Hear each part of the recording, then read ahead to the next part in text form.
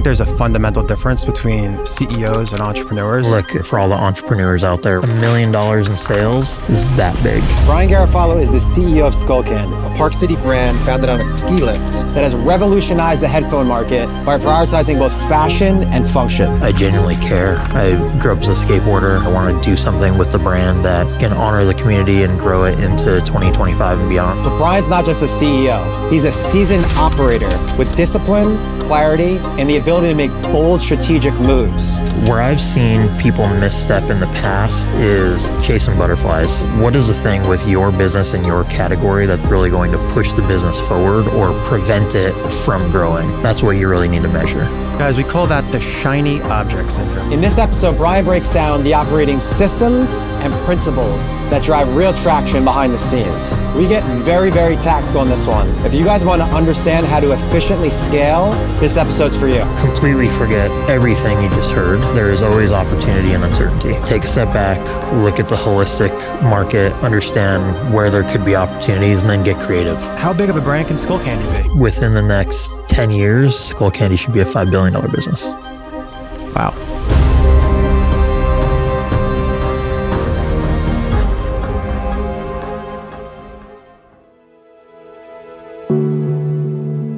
So what do you think is the role of a CEO?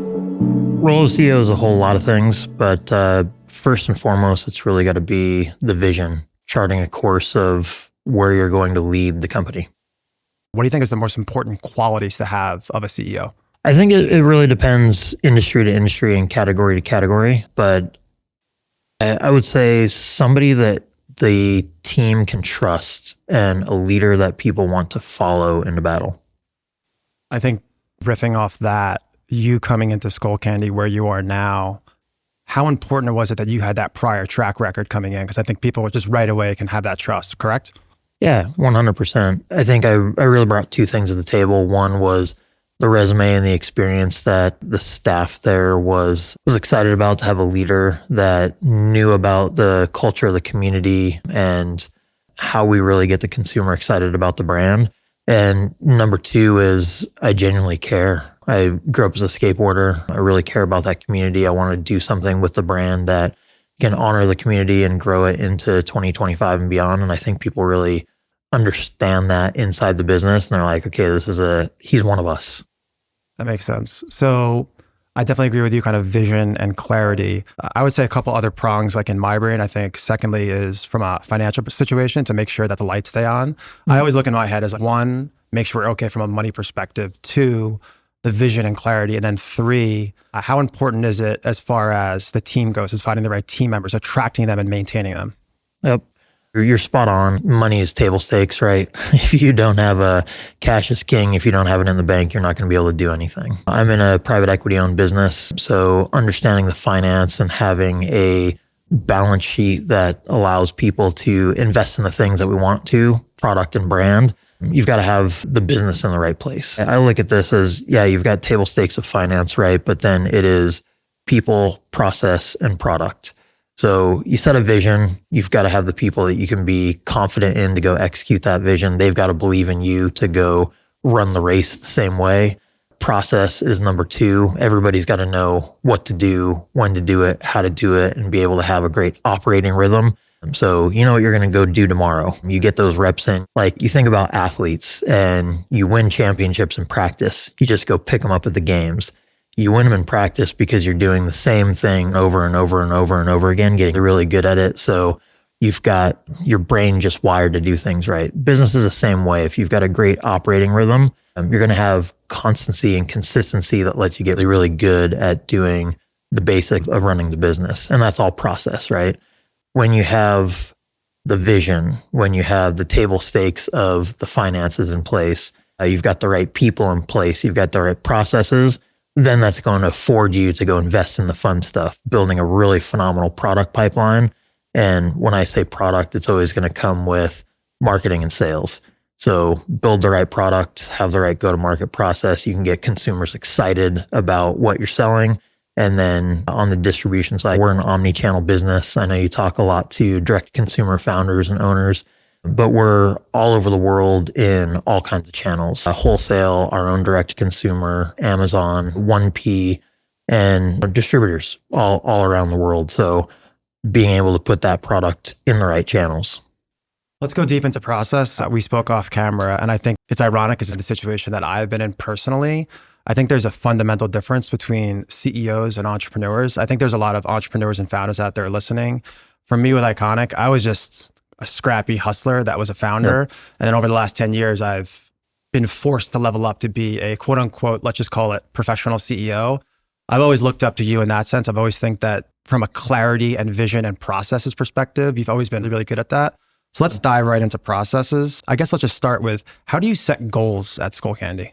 Look, first off, feelings very mutual. I've been an entrepreneur before and wasn't great at it. I've had the great fortune to work with some phenomenal entrepreneurs and really incredible creative minds, and found that my lane is definitely on the operations side.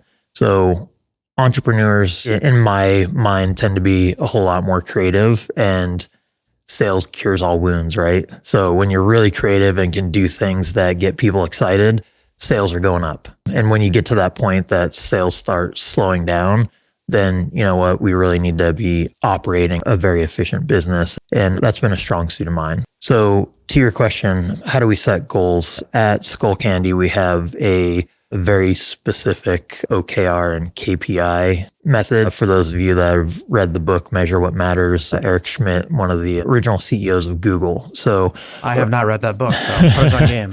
Highly recommend OKRs, objectives and key results, KPIs, key performance indicators. So objectives and key results. Once a year, we're going to get together with the leadership team and we're going to write down all the goals. We're going to get right into the weeds here. So we'll have financial objectives for a year that we'll spin up through a budgeting process. Now, how are we going to go reach those financial goals? We do those hand in hand with our strategic initiatives. We have 6 very specific strategic initiatives. Each one of those is tied to our leadership team's OKRs, their objectives and key results. Just to stop you for 1 second, as far as that number, are you saying, hey, we did our trailing 12 months, we did X amount of revenue and we want to grow 15% year over year, and then you back into it? Or is it more as a bottom up or top down? We do a little bit of both. So when you're thinking about stretch goals, they're always going to be a top down. Hey, here's something big we want to go achieve. A really big new product launch that should contribute X amount of revenue, or we want to enter a new category, things like that. But when we're talking about our year over year business, we've got 90,000 pegs on shelves around the world. So we know if we have that pipeline into distribution all around the world, we should be able to sell X amount of product. And we're going to do that bottoms up model, literally starting from zero with all of our salespeople all around the world, direct consumer, Amazon, and then all of our wholesale and distributors. So it starts with almost like baseline of, you have D2C, you have the 90,000 touch points, and then, hey, I can do X amount of units through each of these, and you start there and then move backwards? Yep, exactly. And then again, some of those stretch goals of, hey, a wild new product launch, this Method 360 with sound by Bose that nobody sees coming, that you don't have a metric to measure against. There's no year over year comp. So what could this and should this do? We have to have a great mix of forecasting of what data is going to tell us, where is the white space in the market, what can we go achieve, what is our supply chain going to allow us to do, and then also that little bit of magic, is there product market fit? We've found with this one that we did a pretty good job of forecasting, but not great, because demand's been a whole lot higher than we expected. So now we're fighting to go fill supply, and then also dealing things like tariffs. So this product started its life being built in China. And so we're taking the product from China, shipping it everywhere around the world besides the US, while spinning up manufacturing lines outside of China to avoid the biggest tariffs. We're going to get deep into that. I want to reel it back in to those goals and those objectives. So you talked about meeting with the C-level team. You have those 6 macro objectives that ladder up to the financial goals. And then from those 6 objectives and then going downstream, what does that look like? Okay, I'll give you an example. Our head of e-commerce. So one of our 6 strategic initiatives is very specifically tied to how much we want to grow our direct consumer business. She's a phenomenal leader. Working with her team, she's going to have her own OKRs of what does her team need to do to go hit the goals behind the strategic initiative of direct consumer. So she's going to want to grow sales. She's going to want to build our loyalty program. We'll have a specific launch date and features associated with that of, hey, we want to have this program up and running by this time. We want to have a goal of retention over this period of time hit by this time, a percentage of sales coming from repeat purchasers instead of new consumers. We want to increase our gross margins by X, and we're going to have to do all these things to do that. Spend less, make more. Retention helps with that. So she'll have her OKRs with that. Now, the KPIs are just a measurement of success behind those OKRs. If an OKR is to launch a loyalty program by this date, and then her goals are going to be find a partner that we can launch software with, have all the marketing in place to go promote the program, have all of our tactics in place to go sign people up. How are we going to do that? So when all those things happen, it's laddering up to sales and margin. Interesting. I want to dive a little bit deeper into that. So you have these 6 OKRs. I think for me, clarity and vision is one thing. I think accountability is another thing. How does that go? Is just with each one of those OKRs, just one person owns it? Correct. Yep. So this kind of goes back to operating rhythm, right? Myself, I'll have half a dozen meetings that I do recurring month to month. Quarterly, we're doing board meetings. So once a year, we're running through a budgeting process. But every month, I know I'm going to do kickoff a week with a leadership team meeting on Monday mornings.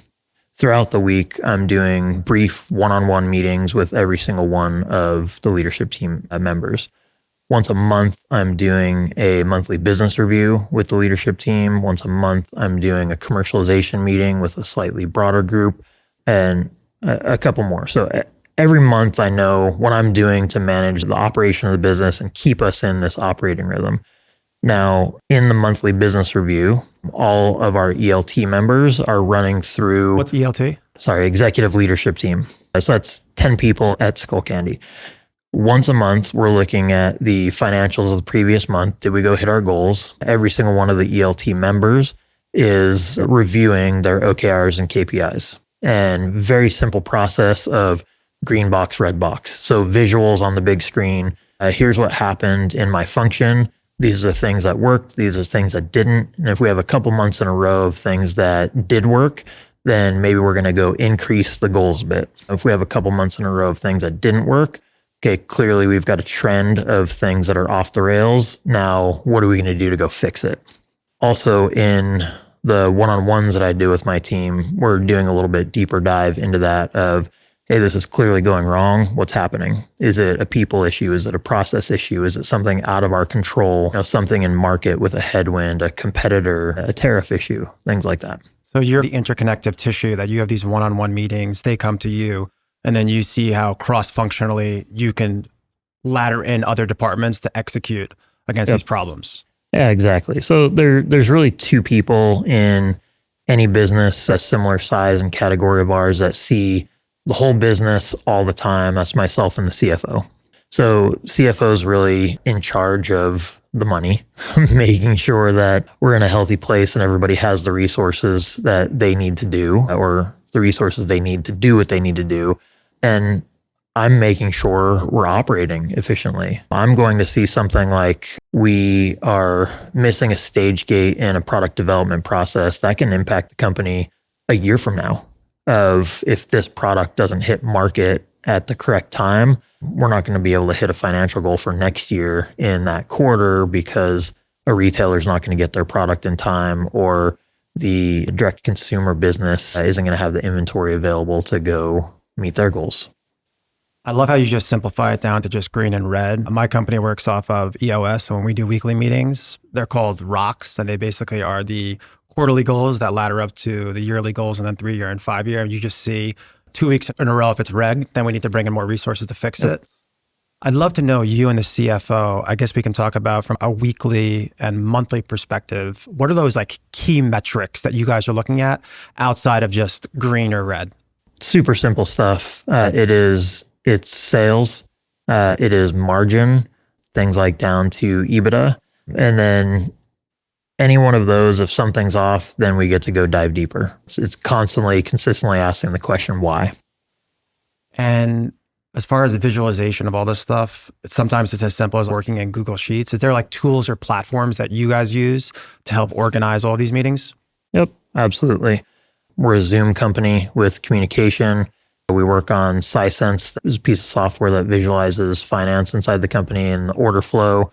We're a Shopify enterprise shop. So I'm consistently looking inside Shopify reporting and Google Analytics. But yeah, just like anybody, we've got our enterprise software that's going to tell us what's happening, but that's always a look back. It's a history report. So looking forward is things like we have sales split up 3 ways. So we have one person who manages all of our wholesale sales in the US. It's about 45% of our total business. We have one person who manages e-com. Her and her team do skullcandy.com and Amazon. And then we have one person that manages our international business. International accounts for about 30% of our business. So I also do a weekly meeting with the sales staff and give me a good understanding of the forward-looking order book and what we're looking at with new product launches, booking new sales, winning new sales, where we think we can take share from competitors and what we're doing to go win that. And that's going to ideally help inform what the CFO and I end up looking at on the day-to-day basis. So we're getting in obviously significantly deeper, and obviously you guys are a bit more at scale. You're a 9-figure company. When it comes to like process as a leader, like what are a few concrete things you think a founder or a new age CEO can do to just get better at this? I think the first thing would be to probably read that book, huh? Right? Yeah, look, depending on how much time you have, yes, because you can get in the weeds with that, or you can just get the Cliff Notes or the ChatGPT summary version, right? Go. But at the end of the day, it's all about goal setting and measuring. The really tough thing, and the title of that book, Measure What Matters. I see a lot of leaders get really caught up in measuring minutia that may not really matter. So what is the thing with your business and your category that's really going to push the business forward or prevent it from growing? That's what you really need to measure. So things like cash, things like inventory, things like your order log of sales, those are the important ones that you need to know what's happening all the time. If you're a business like ours that really thrives on new product introductions, what does that product pipeline look like? Where are you able to quickly get new product to market? Where do you have long lead time innovations that you need to book a lot of resource over a long period of time to get to? But look, I think, again, a business like ours, and anytime I've got new leaders that are asking me for insights, it's all about constancy and being constant and consistent in your management. Where I've seen people misstep in the past is chasing butterflies. Something new and exciting comes along and you want to go run in that direction. But in reality, a great leader needs to understand how much resource, and when I say resource, I'm always thinking time, money, and people together. To go make a meaningful impact for your business, how much resource does it take to go from concept to consumer? So if that is, if you're an incredibly fast moving direct consumer goods business, that could be 3 months. If you're slower moving, if you're in a business that's more focused on retail, that has specifics around calendar, seasonality, retail floor space, things like that, maybe longer. You may be stretched out to a year or even 18 months. You've got to be committed to that go-to-market process. So if you get 9 months into a 12-month process and think, oh man, we got to go do this idea or that collab or this license instead of that project you're working on, you took all that resource and threw it out the window. And that's really going to hamper your ability to go move forward and grow. So being constant and consistent in that process and be disciplined. Guys, we call that the shiny object syndrome. I've had that problem before. A lot of people in ADD have that. I feel like a lot of people think process like kills creativity. Do you think it kills it or fuels it? absolutely fuels it. So again, this is so difficult, but look, I think everybody who watches you and you yourself, that it's really hard to be disciplined, but when you're disciplined, great things happen. If it's personal life, professional life, if it's anything, setting a goal, if it's getting healthy, if it's eating right, all those things are really, really difficult to commit to. But look, if you eat right and you exercise over a year period, if you're staying away from drugs and alcohol, what happens at the end of a year? You feel pretty damn good. But a year can be a really long time to be disciplined to something like that, right? But when you think about your business and being very committed to process, you just get really good. If you're an athlete, say a basketball player, and you spend a year really focusing on shooting technique and sitting at the free throw line and putting 1,000 buckets in a day, guess what happens at the end of the year? Pretty damn good at shooting free throws. That makes sense. How are you evaluating, this is something that I've had a problem with in my career, is sunken cost fallacy versus we're deep in the process and I want to maintain trust with my team and stay on track. How do you recommend entrepreneurs that could be $50,000, $100,000, 75% through a process, and then you see that it's not working? Mm-hmm. Do you think it's better off just finishing it to maintain the trust with the team, or at some point you have to just nix it? It's another really great question. I think probably answer that two ways. One, the people problem. So when I'm recruiting people or somebody on my team is recruiting somebody, there's always two things that matter. Number one, competency. Are they going to be really good at the tactical execution of getting their job done? And that could be wildly different from job to job. Are you somebody who's working with, say, are managing an influencer program or an affiliate program for direct consumer sales or brand building? Or are you a firmware engineer? Completely different competencies that you have to have for those two jobs. But then the second part is culture. So are you going to be additive to the culture that we're trying to create inside the business?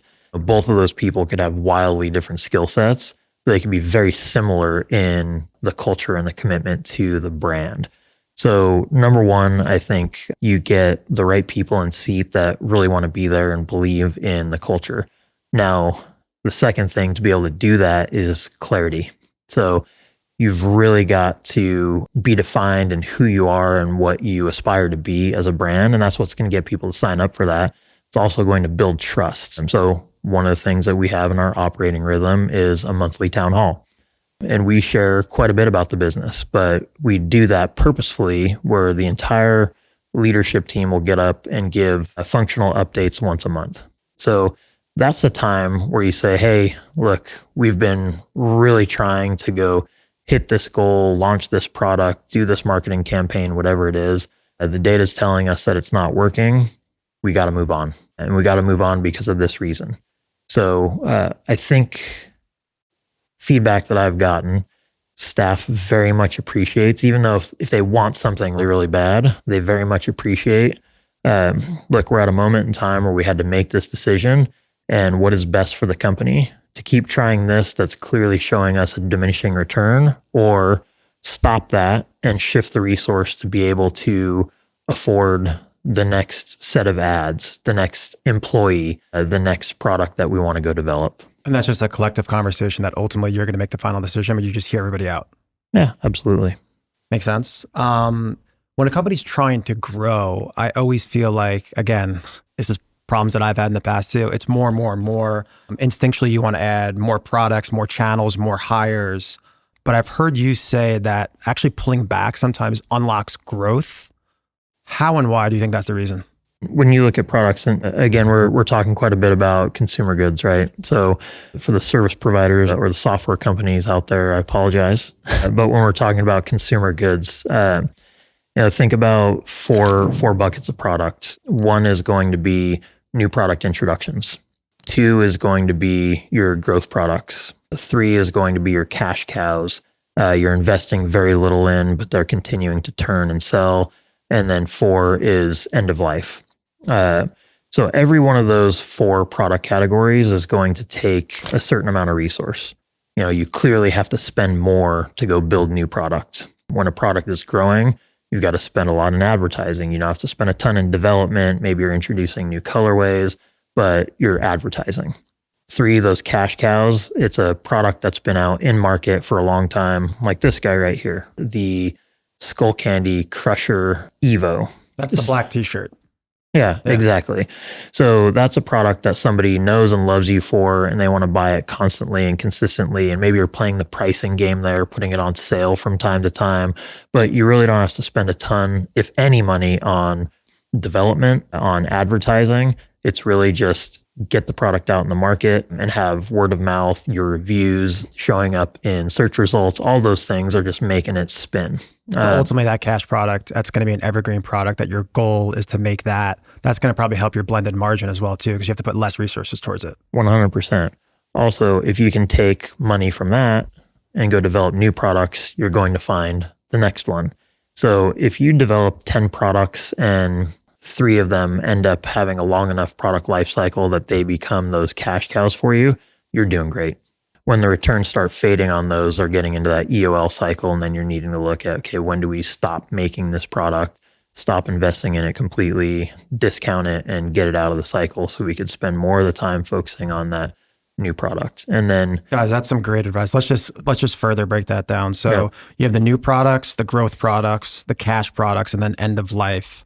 Direct question. Let's just say of 10 products, like what should be the mix there as far as, let's talk about from a SKU count perspective, like how do you look at those 4? So things that I don't necessarily want to share. Yeah. But I will say, again, in consumer goods, what I'm closest to and I know the most, just an immutable truth of consumers in the US, consumers like consuming and consumers like new stuff. So the newest, coolest model, I want that. The most fashionable thing, something that nobody has yet, the newest technology, like we want that, we want that, we want that. So we do put a number and we have a KPI, one of the metrics that we measure against what we call the innovation index. And that is, we want a specific threshold of product that we sell trailing 12 months to be those new products. That's telling us that people want the brand and they want our innovations. If it's too much, then we don't have enough of the cash cows or the growing products. If it's too little, it's a leading indicator that the brand isn't incredibly exciting or our products aren't hitting. We're not investing enough in new product. So that's really what's going to start the flywheel, the new products and how we measure it with the innovation index. So the products that come out of that new product introduction and start gaining traction, that's what's going into that second category of our growth products. The products that have been in market for us with consumer electronics, on average, say it's a 3 to 5 year product life cycle. So if we have, say, a quarter of those 10, so two to 3 products that make it into that cash cow stage, then we're winning. And then what we have left outside of those 3 that makes it to EOL, that's what's going to make up your 10 there. I think the big thing to take out of that for people listening is the importance of never resting on your laurels, and you always need to reinvest back into the new to drive the flywheel. The same could be said about marketing for ads. You need new ads that hit to just keep driving the flywheel. Yep. And I'll add this. It ends up being a pretty easy math exercise if you can understand product life cycle. So if we have a hit from the time you launch that product to the time you're going to end of life that product, that's going to be, in general, chop that up into 4. And if you've got, say, 20 to 30% of that number coming out as your new products, then you're probably in the safe zone. And if you look at it and say, okay, you've got 10 products that last 2 years. So chop that up into 4. And you're like, okay, we need 2 new products every 2 years. And if you look in the product life or your product roadmap and you're like, oh my gosh, we only have 1 new product coming out this quarter, you're late. And you're going to have to rush some product to market to make sure that you're staying fresh and relevant. Love that. Guys, quick 60-second break. I am so excited to announce our first partnership. It is the perfect fit for me and what I believe in, and more importantly, you, the audience. I have personally spent tens of millions of dollars on meta ads. At one point, it made up 95% of my entire marketing budget. That kind of platform dependency is a real risk. One algorithm shift and your whole entire business can stall. This is why I partnered with Universal Ads, the CTV ad platform powered by the biggest names in TV, built for any size business. In under 5 minutes, you can advertise across the best shows on NBC, Paramount, Roku, and more. You can reach up to 90% of the households in the US at social media CPMs. And the platform gives you full control. You can target by viewership, behavior, income, geography, custom audiences, and more. Just like you guys are used to seeing on social. I'm giving out $500 in ad credits with my referral code to the first 50 people who fill out the form below. First come, first serve, it's gonna go fast. And if you're spending over $300K a month on paid, I have something special for you. Everything's in the description below. Go diversify now and appreciate the support. What do you think is the most important element in building a great product? Understanding your consumer, understanding your community. So again, when I go back to that kind of people paradigm of who do I want on my team, functional expertise and culture fit, usually there's that really great mix between those two of helping figure out what is next. So we're a company who's going to invest in consumer data. And so depending on your industry and your category, usually there's going to be services that are going to sell you consumer data that are saying, hey, here's the whole competitive set. Here's all the channels of marketing. Here's what's selling in market based on scans or point of sale data from direct consumer. Let's get very direct there because we've talked about that in the past, and Rowan invests a lot of money in that as well too. Where do you get that from? Where do you get this data from? Is this you're buying? Is this from credit card companies? Well, look, the one that we invest in and the vast majority of companies like us do is called Circana. Circana. Yep. Expensive? Yeah. Sorry, guys, I can't help you there. Maybe there's a light version coming out. And that just gives you the whole entire rubric of what they consume, where they're shopping, the social media, they're on everything. Yeah. Any question that you can think of about what's sold in my category, myself, or competitive set last week, last month, last year, they're going to be able to tell you that. Again, two things. Number one, that data set is going to be rearview mirror. That just tells you what's happened. So if you're looking at again, like a 3 to 5 year product life cycle, so say there's 100 different products in market all at the same time. I own 10 of them. There's 90 others out there that are in the competitive set.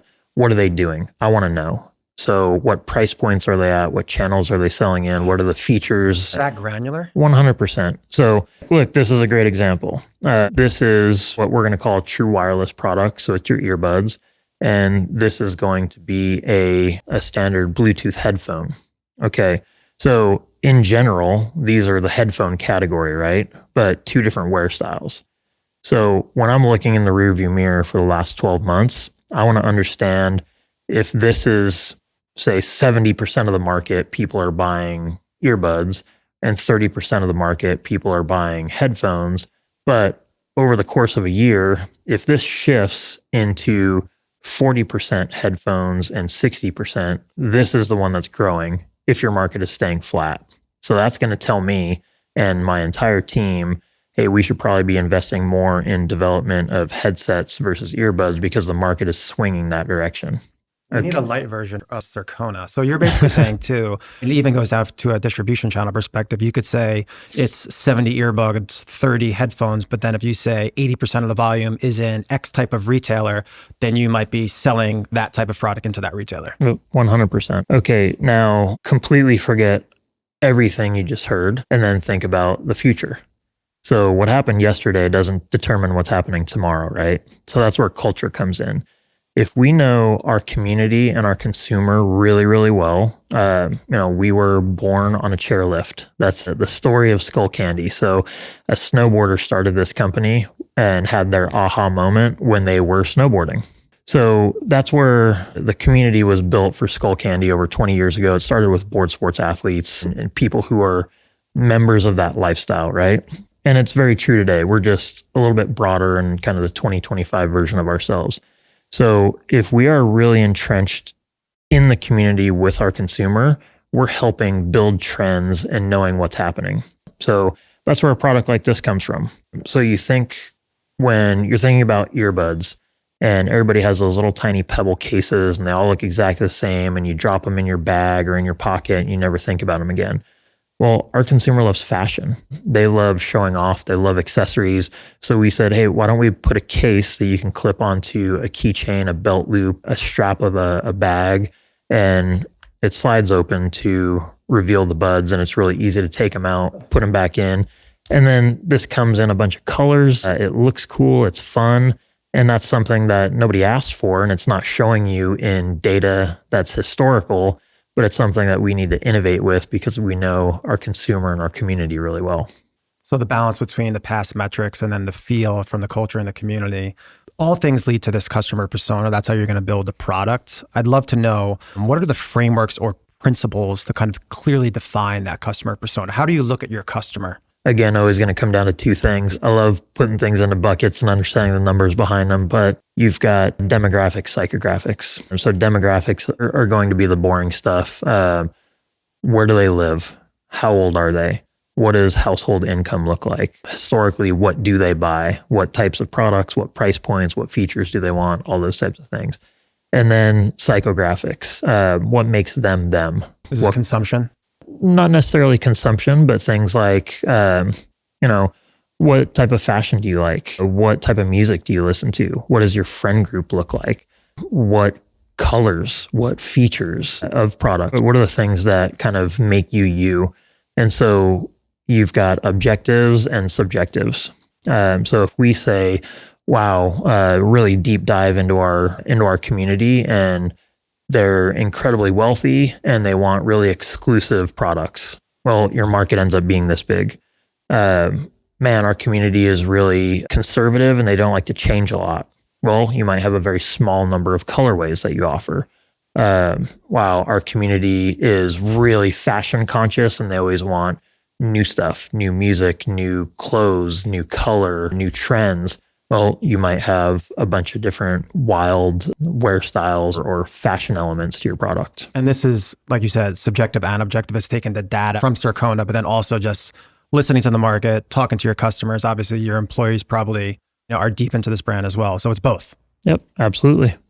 Makes sense. I'd love to know, just kind of to further go through that exercise, like who is Skullcandy's like core persona, just kind of walking through that exercise. So talked about the board sports consumer, right? So that is at the core for us. I can send you some fun pictures that we have, but we actually draw this fun pie. So we have 3 different consumer groups. One is active youth, and it's by the name, it's people that are out there doing a lot of activities and they traditionally are young or young at heart. We have content creators. So these are people that, like yourself, somebody who's going to be in front of the camera and doing the act of creation to either inspire or enable a fan base to learn something, do something, even if it's just get a laugh. And then a third bucket is gamers. And so gamers are going to be people that are hardcore in the gaming dojo with a $10,000 setup and playing a whole lot, all the way out to somebody who's, on the mobile phone when they've got a little bit of a downtime. So those are 3 consumers that we look at, and that kind of is our entire pie, right? Our total addressable market that we want to win. And then if you think about that circle, that's the whole pie cut up into 3 slices. There's 3 circles in that: core, participant, fan. So the core market, if you think about the active youth consumer, and then you go closest to the bullseye, that's that core market. That's our board sports consumer. So you think So this is capital allocation, basically, capital attention allocation. 100%. So core is the middle and the most important. Exactly. And that is our skateboarder, surfer, snowboarder. They tend to be in that 12 to 25-year-old range. They tend to be a little more city-centric and urban and suburban. They tend to gravitate towards specific likes in fashion, music, art, all those types of things. And then as you go out into, you've got the core there, you've got participants, you've got fans. As you go out, we're spending more conversion dollars and less brand dollars, but the markets get bigger. As you go out, they're also more inspired by the people who are in. So if I, take me for example, I'm so a little bit older, not doing those activities as much as I normally do, or as much as I did when I was a whole lot younger, but I'm inspired by the people that do. So I look at the athletes that Skullcandy sponsors and partners with, and even though I'm old and lame, I look at them and get super inspired and see the tricks they're doing, the fashion that they're wearing, the music that they're listening to. I'm like, oh, I haven't heard of that band. I want to listen to them. So that's where Skullcandy doesn't need to advertise to me. They need to support that culture because I'm inspired by that culture. So if I go, sorry to finish, but if I go do a search or start looking at content on TikTok based on what those people are doing, Skullcandy then just needs to convert me and chase me around the internet until I go click a button and buy the product. So I think to frame this really well for people listening, you talked about core, participant, and fan, and it kind of goes down a ladder from influencing. Like you're saying from a core perspective, maybe you market through the athlete, and then the participant would be the person that maybe plays that sport from an intramural perspective. And then from a fan, it's just the person that watches all of that. Yep. Here's something I always love to talk about. And this is just one of my personal theories, not something that I really institute in the company or push too hard, but break the entire world of 8 billion people up into 2 buckets, creators and consumers. Very, very small amount of people are going to create and inspire and enable, and a huge amount of people are going to consume what those creators create. When you think about creators, it's going to be the athletes, the musicians, the actors, the entrepreneurs, the designers, all of those types of people that are taking the risk to go put something out in the world for all the consumers to consume. And simple economics, supply and demand, very small amount of creators who do a really good job and a huge amount of consumers. The creators are the ones who get to make a ton of money if they find the product market fit for the consumers to consume what the creators are creating. That's a good segue into just marketing and deciding how and why you choose these people to kind of drive your message. So let's just talk about just overall marketing strategy, just both from like a vision and a budget perspective. What's just like your overall marketing mix? How do you look at marketing? We could do 5 hours just on this, right? Okay, so industry, category, competitive set. We're a challenger brand. We're a pretty decent sized business, but we're this big compared to, we compete with Apple and Samsung, 2 of the biggest companies in the world with unlimited resource of time, money, and people, right? But when you think of the biggest brands in the world, they're vanilla ice cream, right? They've got to appeal to the absolute masses and be as much as possible of everything to everyone. Now, you can never be everything to everyone because there's so many different types of people out there, right? As a challenger brand, we need to be very, very specific and committed, again, constant and consistent to our consumer. And if we do a really, really great job with the specific consumers that we want to go attract, we're going to be able to win a very dedicated and loyal small group of the market. So marketing, how do I think about that? First and foremost, it is position. How can we differentiate ourselves from everybody else in the competitive set? So that's going to be things like product, price, promotion. How is our product different from the big guys out there?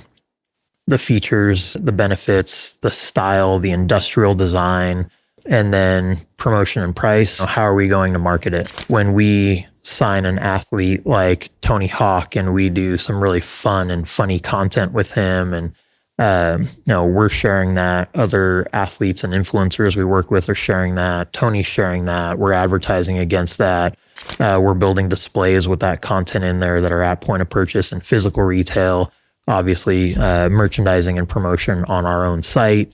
All of those things make us look and are positioned very, very different than an Apple or Samsung. So the ultimate goal there is just differentiation. But there's always a fine line here of we're going to do our best job to position ourselves how we want to be perceived in the market, but the consumer is always going to perceive us as what they think we are. So if we can do an absolutely incredible job, then positioning and perception are going to be very similar. But here's a real world example. 5 to 7 years ago, and I'll own this, we didn't have the greatest product quality. And, we're talking off camera a bit. These are incredibly complex products. Even though they look nice and simple, there's going to be 200 different components in there. They've all got to work well together. They've got to connect to a source device, usually your phone. And this absolute magic happens to connect to Spotify from a mobile phone or a tablet, something like that, and put content in there that sounds the way you want it to in your head and work every single time and have long battery life, all that fun stuff. Okay.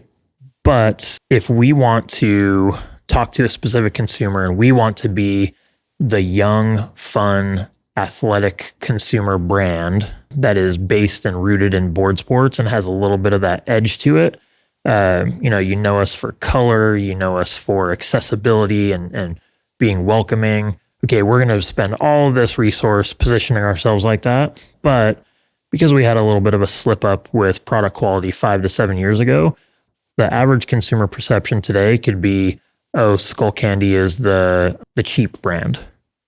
So now we've got to go back and do so much more work to figure out how to get the masses to have a different perception of us, of our quality is actually above industry index of return rates. So we have great product quality, but we want people to think about us as young and fun and exciting and fashionable while also being affordable.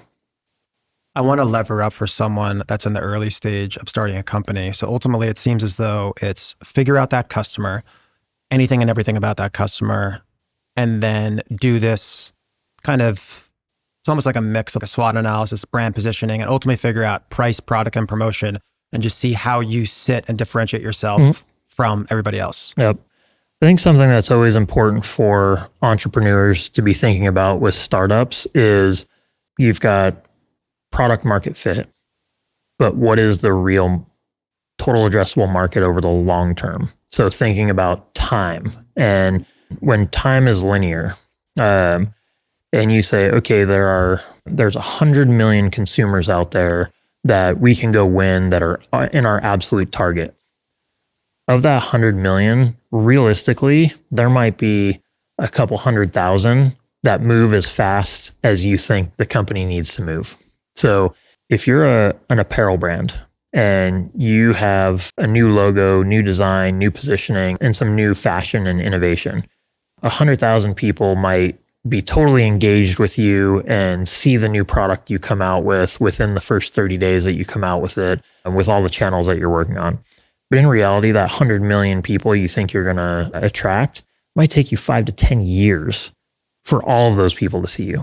So again, being constant and consistent in your messaging, by the time 100 million people see who you are, you might have changed your brand positioning 3 or 4 times over the course of 5 to 10 years, right? Why consistency is so important there too, in the brand messaging. 100%.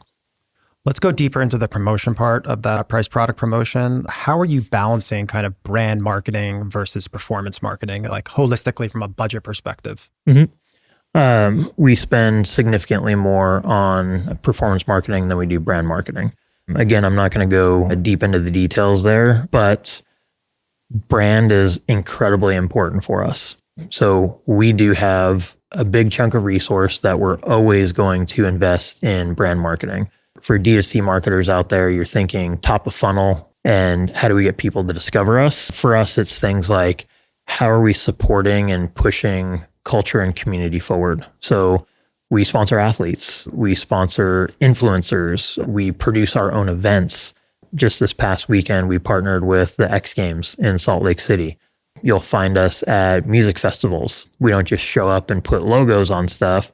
A good example is there's a 3-day festival called Kilby Block Party in Salt Lake City. So we're based in Park City. We do a lot of local events and local support. So Kilby Block Party, 3-day music festival, new contemporary music. And we produce an event called the Crusher Cup there, where we show up with our athletes and we do a skate competition over the course of 3 days, which in between music sets, we'll have massive crowds there that are seeing professional athletes that are skateboarders do their thing under the umbrella of Skullcandy.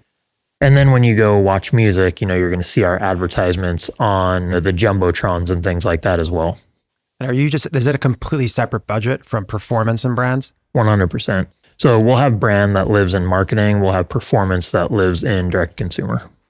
That's good to know. And from a brand perspective, what type of KPIs are you looking at? Is that just more X amount of dollars allocated? That's goodwill, and that just helps accelerate the message. We very much have KPIs attached to those. They're more difficult to measure, but that's going to be things like our organic social growth, our organic social engagement, our media mentions through PR channels, and then the traffic to our skullcandy.com sites globally that come from places like organic social, referral from media, our affiliate programs, things like that. So from a granular perspective, that's like looking in like GA4 and just literally looking at the itemized lines. 100%. That's Google Analytics 4, by the way, for people listening. Two things in particular. If organic traffic is growing, it is an indicator that our brand marketing is working. If our Google search traffic is growing, then our brand marketing is working. That's some great advice for people listening. Let's just talk about partnerships. We're going to get into the big partnership shortly. Zooming out, what's like your overall framework for how and why you do a partnership with somebody?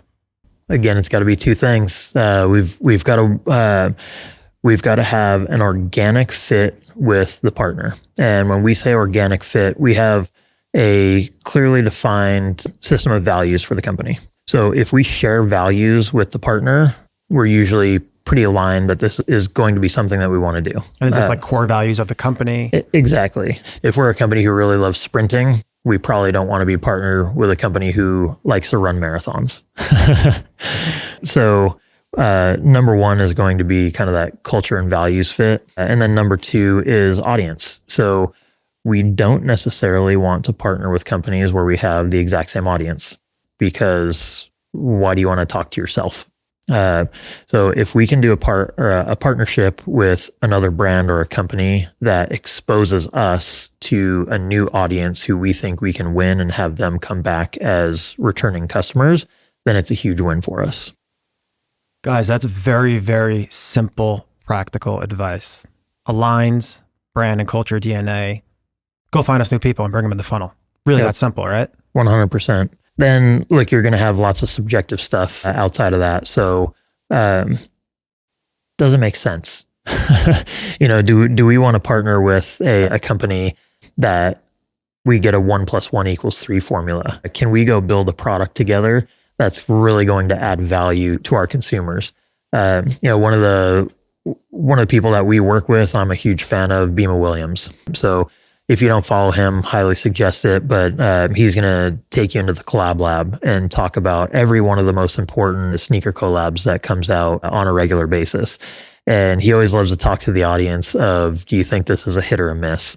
And there's so many of them just after consistently watching his content that like, oh man, this is so obvious. Like, yes, I get it. These companies should work together, but the product they made, it's not super exciting. It's not adding value to me as something that I want to wear.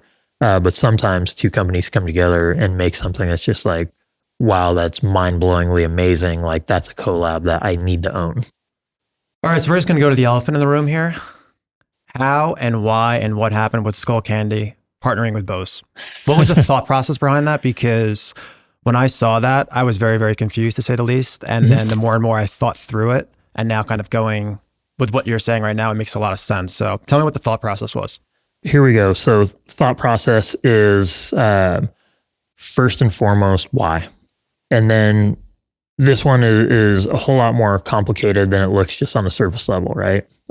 So why would we want to do this when we both make the same product and sell it in the same channels and have some overlap in consumers? So starting to peel back the layers of the onion, what is our reason for being as a company? What are our values? What are theirs? What are their values? When we started, discovering all these things and just becoming more friendly as brands and competitors here, is understanding, hey, we really think we're complementary audiences. So we started as a lifestyle brand. Again, going back to the story of our founder, Rick Alden, came up with a product when he was literally riding a chairlift. We say this story all the time. It's born on a chairlift. So let me go down the rabbit hole really quick. But Rick at the time owned an event production company. He was at the Canyons Resort in Park City, which is 3 miles from where our headquarters is today. He was producing an event. He was on a chairlift on the mountain at a snowboard event. It's 2001. He has a mobile phone and an MP3 player in his pocket before your traditional mobile device that you have today. And he had a wired pair of earbuds. And he's listening to music and then gets a phone call. Has his aha moment. Oh, I wish I could just go switch back and forth from my phone to my music.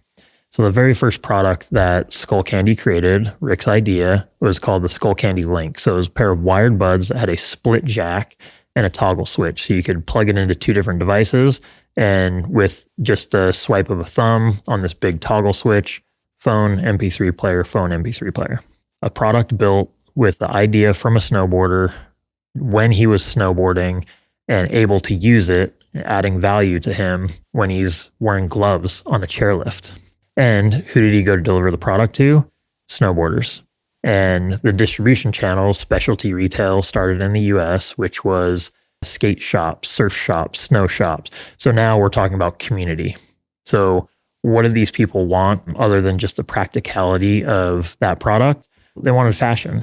100% of the headphone market at that time, black, boring, basic industrial design. So Skullcandy then comes with the lifestyle of these people, the music they're listening to, the Different fashion they're colors. wearing. 100%. This is now something meant to be worn, not just used. So it's an accessory. It's a part of an outfit. So that comes really cool industrial design and color, CMF, color material finishes, all those things. So Skullcandy on side one, lifestyle brand meant for the consumer who wants fashion, connection to music, value adding to their lives when they're participating in the lifestyles they love of board sports, where it started. I'd also say affordable price too. 100%. And that's where you go into those demos. So, 2003, when the company started, you think about average board sport consumer, young, don't have their own income streams, usually relying on a family or the part-time job to pay for things. You're not talking about a $400 set of Bose headphones. So on the other side, Bose started 60 years ago by Dr. Amir Bose, an electrical engineer from MIT who is a passionate music lover. And he literally built speakers to have the most incredible sound to listen to the most incredible music. Now, it is definitely not to say we don't care about those other things, but when you go into the office and see the culture of Skullcandy, very, very different than the culture of Bose, who is a very product and engineering driven company for the passionate music fan who wants the best, most innovative product and features. And it comes at a very high price point, right? So Guys, this is straight out of the deck when BG pitched Bose. It sounds perfect. Keep going. all right. So now let's talk about, I mentioned it before. We had a little bit of product misstep 5 to 7 years ago. There's a perception issue in the market. So we're thinking, you know what? If we have the partnership with Bose, there is that perception in the market that people trust them for quality of product, quality of sound. So if we can take that magic of Bose, put it inside the wrapper of really fun, cool product of Skullcandy, and back to your point, give consumers, our consumers and the consumers, in that bullseye around the edges, that lifestyle brand and the fun and the fashion that comes along with it, but the quality of the $200 to $300 product at a price point that's back in the Skullcandy's world of $100, we think we've got a winner. Guys, for people that are listening, you must watch the episode with Caleb Ralston. This is a masterclass in association here. You guys are basically saying that you had a problem on the product side, and then you basically utilize their product to fix that straight up. Yep. Look, I would say that's not the whole reason that we went to do this, but that was definitely something that was a help, not a hindrance. And then, like, I never want to speak on Bose's behalf, but I do have a high level of confidence that they would say they were very excited about partnering with us because we're exposing the Bose brand to a new audience, right? So we traditionally see with the data, going back to that data source of looking in the rearview mirror, the people that purchase our product are different than the people that purchase Bose product. The price points of which people buy Bose product versus Skullcandy product are different. The channels in which people buy the majority of Bose product versus the majority of Skullcandy product are different. So we see a pretty great complement to each other of different reasons for being in the marketplace, different consumers who are buying the product, different wants and needs, and thought, hey, if we came together, we definitely think there's white space in the market and we can have a 1 + 1 = 3 scenario. And you think it's just such a big story that from a distribution perspective, both on like the earned media side and in stores, it's just going to be net new customers for both of you. Yes. So this is another interesting part about our category and kind of being I'd never worked in consumer electronics or headphones before in my career. So having to come in and learn the industry and the category and what makes it work. I will say a ton of product is sold online, more than in other categories that I've seen. Now I'm looking at, hey, what are the sources of traffic that are driving all of these online sales, and then what are the marketplaces that people are buying product online? How do we infiltrate the core sources there of all of that traffic and go drive them to make that purchase where the consumer is clearly showing us they want to purchase? There's a gate behind that because a lot of them are the YouTubers, the affiliates, the media sources that only cover a small amount of products. And you have to do something really special to earn that airtime. You can't just go buy it. And some of them you can go buy it, but the price tag is a little intimidating. So we also took a look at this and said, okay, if we can make a design that is as interesting as the story, we think people are going to have their interest piqued by the story and then get really excited about the design and then have their hair blown back by the price point.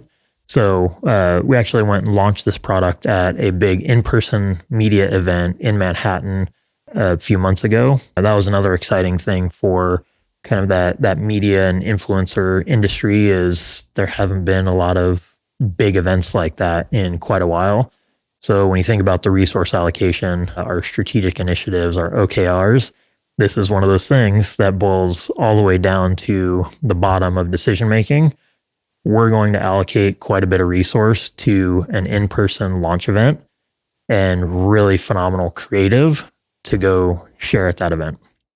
So two big resource buckets that we went to say, hey, this product and the story warrants that amount of resource. And all the data is telling us it works. Our intuition of knowing our community and the culture will tell us it works. So we're going to go take this risk. And for context for people listening, how long is this kind of show, like the life cycle here? From when you sent that first email to when it's live, how long did that take? The first time we were in a room together was December of 2023. The product was launched where you could go hit buy and have the product delivered to you mid-April of 25. Wow. I'm very curious. How did that occur and happen? Did you email them? What happened there? You got to tell us that. Look, it's not that exciting. We know each other. So this has been a strategic initiative by Bose with their Sound by Bose platform to be able to deliver this incredible technology they have in different ways with different partners. So again, because we know each other, this was an easy phone call of, hey, we're cooking up something pretty cool over here. Do you guys want to come take a look? I think a big thing to take out of this too, for the people listening, there's no better marketing, I believe, than just a great product. 100% and I think this agree. product did the marketing for you. Absolutely.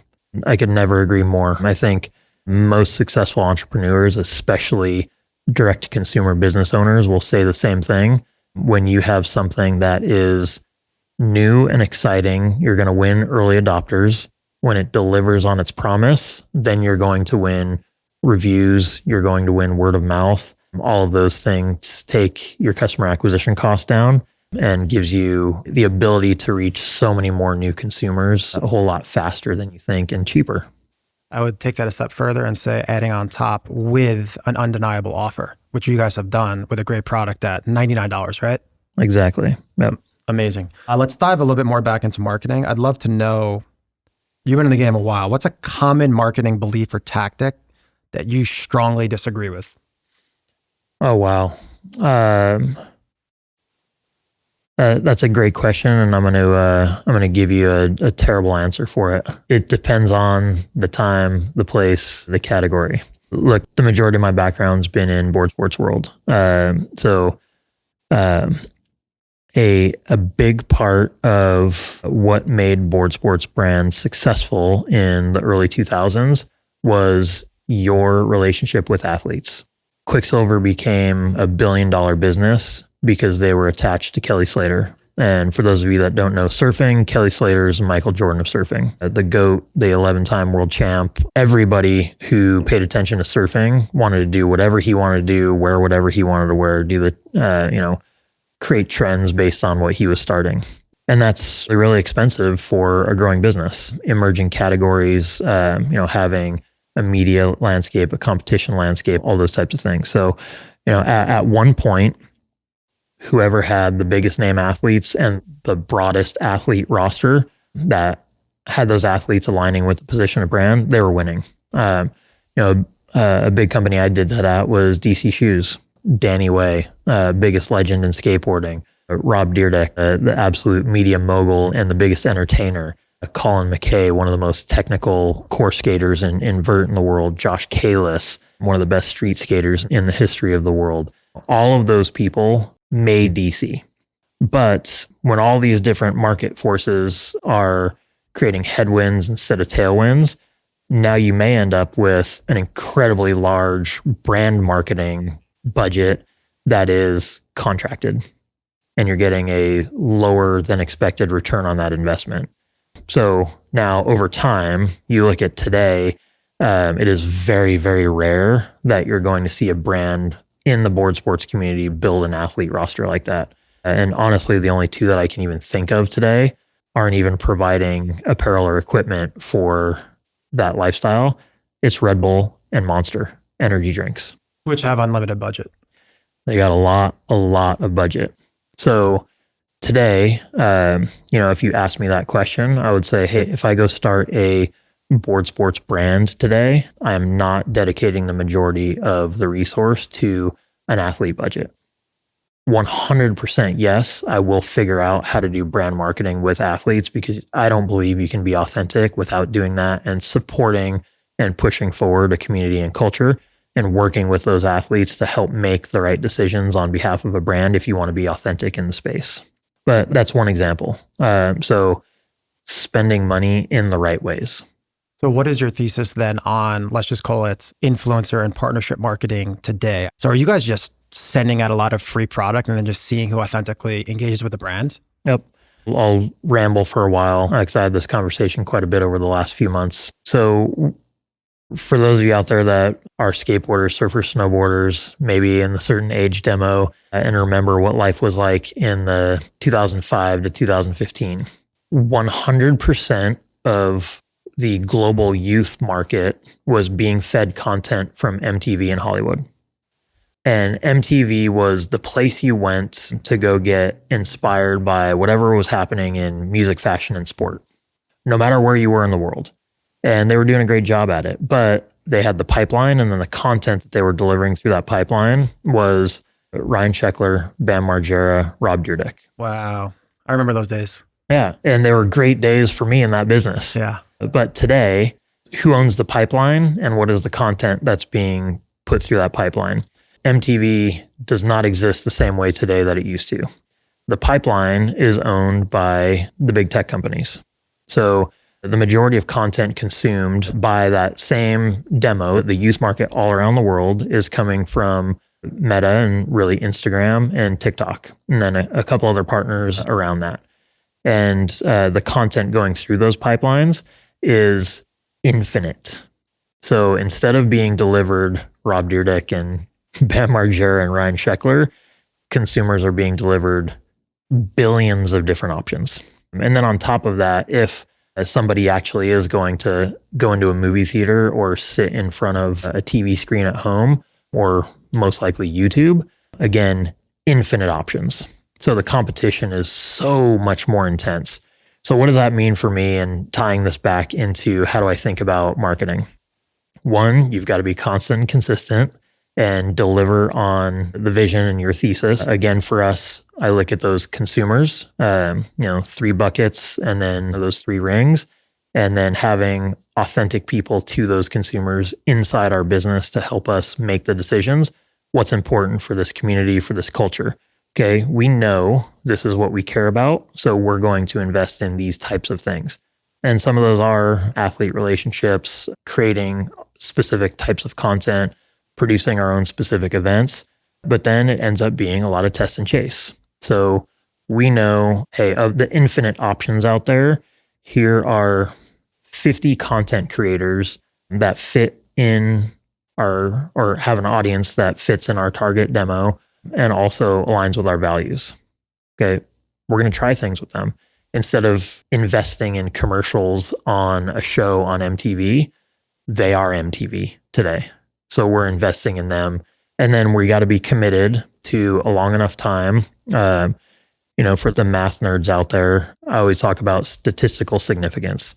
If we have an audience of 100 people, we need to be able to reach a minimum of 5 of them to have statistical significance for what the entire 100 is going to do.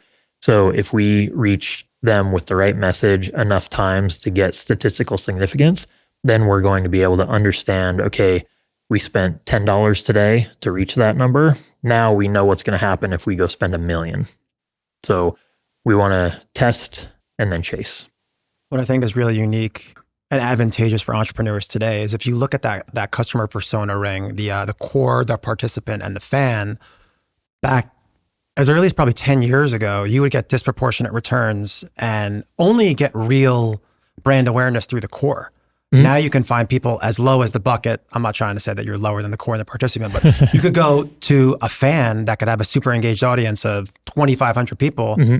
and get a significantly better deal. So 100%. That offers unlimited options for anybody because they can just basically send it to anybody. Yep, exactly. So a good example, if we're talking about total addressable market, I think there's 1.5 billion people in the world that could and should buy Skullcandy products.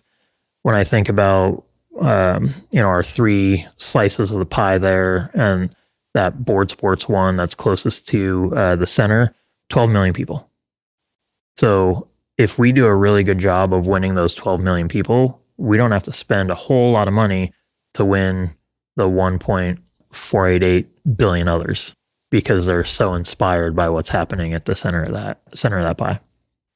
All right, I want to put a tie on marketing. You have so much good frameworks and exercises, the product price and promotion, the core participant and the fan.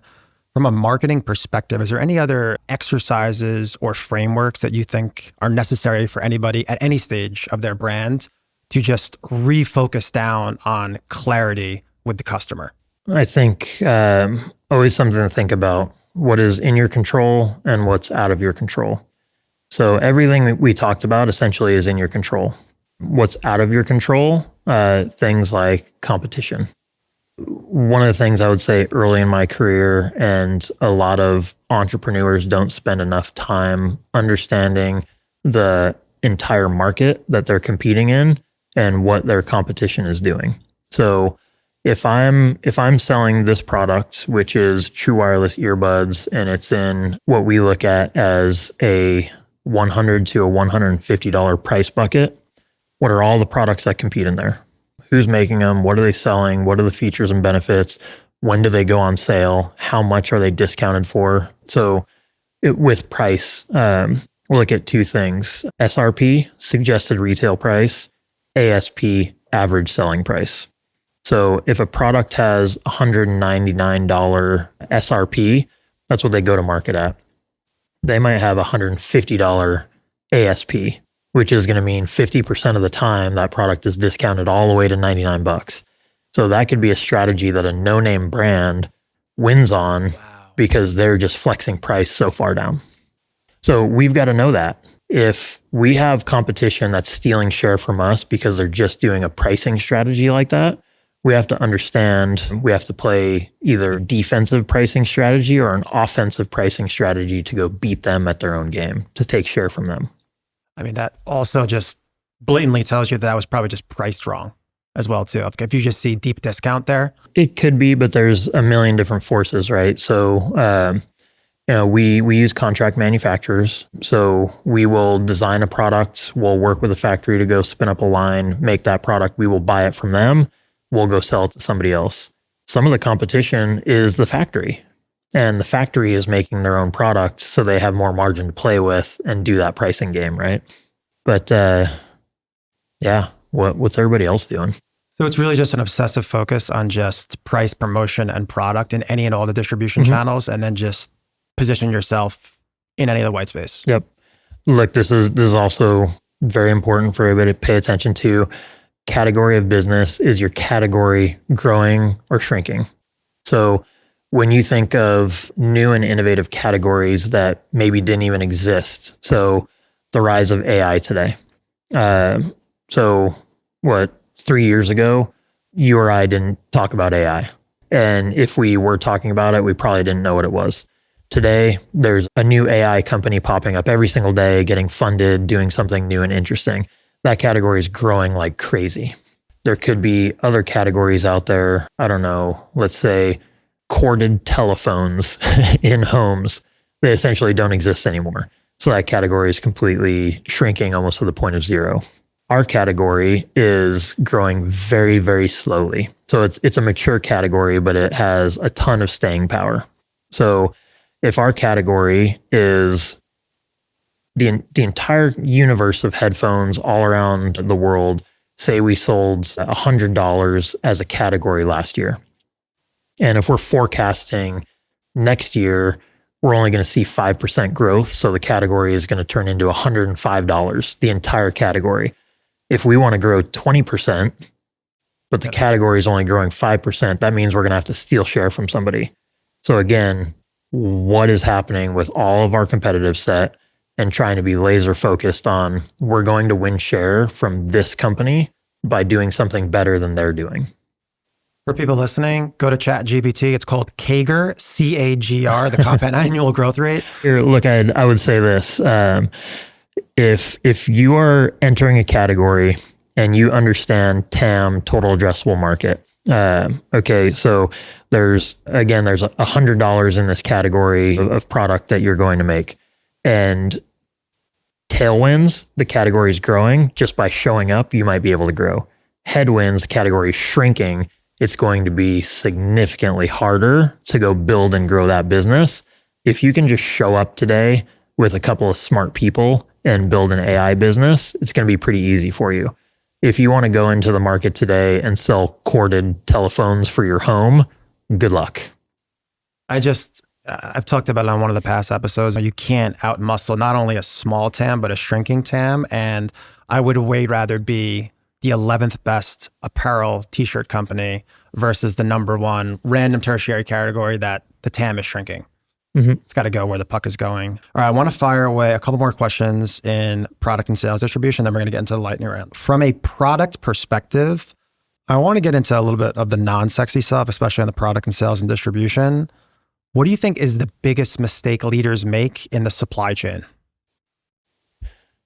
Biggest mistake leaders make in the supply chain? That's a question that not many people ask. Not a lot of people ask that one, and it's really, really tough. So I think about the functional work, the operating rhythm of our chief operating officer. He's phenomenal at his job. And one of the things us and time and place with supply chain in the US and consumer goods, and majority of our supply chain starts in Southeast Asia. We've got to know everything all the time. Like plain and simple. The market is changing so fast with our administration. There's a lot of uncertainty, and we don't know a tariff rate for our category of what it will consistently be over the next few years. We don't know when we're going to get that tariff rate locked. So we've got to take some guesses on how much we're going to invest in inventory. We've got to take some guesses on where the best country of origin is to go build that inventory. We've got to take a little bit of risk on how we're going to transport that inventory from its original destination to the US specifically. This is our biggest market. We've got to take a little bit of risk if we're going to put that in a container on a cargo ship, if we're going to put it on a fast boat, if we're going to put it on a plane, because there may be different rates at the Customs and Border Control of when that product enters the US. So all of those things are incredibly tough. But then again, very complex products. There's going to be engineering that's done. There are going to be manufacturing lines that are built. There's going to be products or components that are made in-house. There's going to be subcomponents that are purchased from other suppliers. Those are all going to come from different points of origin. There could be geopolitical conflicts between countries that are getting subcomponents, and then where the final assembly point is. Literally knowing everything all the time. Good luck. You said something interesting there. Another exercise, and I've mentioned it before too, is just a simple SWOT analysis. You talked about the threats there, like going through that and seeing everything that's coming around the corner is so important. A couple more questions on product, and I want to move on. What was the biggest learning lesson you had during either A, the COVID disaster, or B, the tariff situation? Okay. Yeah, great question, and two very different things. So I think if you look at both of them in the macro sense, there is always opportunity and uncertainty. So when you've got a big headwind, like either one of those things that happens, deep breath, take a step back, and try and understand where opportunity is going to lie. So there could be an opportunity to win a new distribution channel. There could be an opportunity for a new marketing story to win new consumers who are very concerned with an issue, social, political, or other. There could be a new consumer you can win because what you do delivers something that they need tomorrow that they didn't know they needed today. There could be something to do with price. If people are very concerned with price and you find that you've got a little extra margin points that you can lose today to go win market share and then keep those consumers coming back when price is no longer an issue. Win on LTV. 100%. So I think that's the big learning lesson there is take a step back, look at the holistic market, understand where there could be opportunities, and then get creative. Good quality of a CEO is being calm and collected. That's a great answer. That's exactly how I would look at that as well. So obviously the product can't succeed without the right kind of marketing and sales. What is your thesis on how product marketing and sales should work together when you're bringing something to market? I love that one. Again, holistic. So think about that operating rhythm of a business. We have somebody who manages our go-to-market process. Go-to-market is cross-functional. So when we're at the very beginning of concept stage of what products do we want to go start developing over the long term, we want our product teams, our sales teams, our marketing teams, and ops and finance all in that room, understanding what should we make, why should we make it, and then having visibility of what are we going to make. So by the time that product comes to market, we've got all those reps in being constant and consistent, that we know the dates, we know the stories, we know how we're going to go market it, where we're going to sell it, and what promise we can go deliver on. And I'm sure we've both had instances in the past where we've got an incredible market ready to go launch that the product team is very excited about. And then the marketing team says, "What? I had no idea you were even making that." That's a pretty tough situation. And this all, I think, just ultimately as the CEO, it just needs to be backed against a calendar that can hit the cultural significance of anything that anybody in your core persona cares about. That is the one big thing that I've seen over the years, is just sticking to the calendar. That's everything. Mm-hmm. Operating rhythm. Besides top line revenue, what sales metrics do you personally obsess over?